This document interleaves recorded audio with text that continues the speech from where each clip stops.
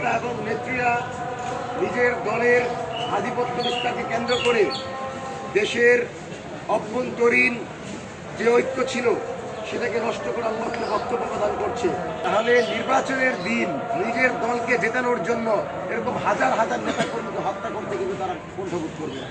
বিভিন্ন রাজনৈতিক দলের নেতা এবং নেত্রীরা নিজের দলের আধিপত্য বিস্তারকে কেন্দ্র করে দেশের অভ্যন্তরীণ যে ঐক্য ছিল সেটাকে নষ্ট করার লক্ষ্যে বক্তব্য প্রদান করছে।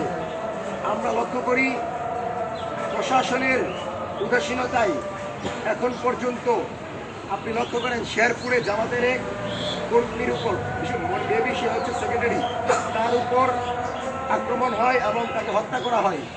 তাহলে নির্বাচনের পূর্বে যদি একটি দলের নেতাকে প্রকাশ্যে হত্যা করা হয়, তাহলে নির্বাচনের দিন নিজের দলকে জেতানোর জন্য এরকম হাজার হাজার নেতাকর্মীকে হত্যা করতে কিন্তু তারা কণ্ঠবোধ করবে। তাহলে আপনি এমন পরিবেশে কিভাবে নির্বাচনের দিকে যেতে পারেন?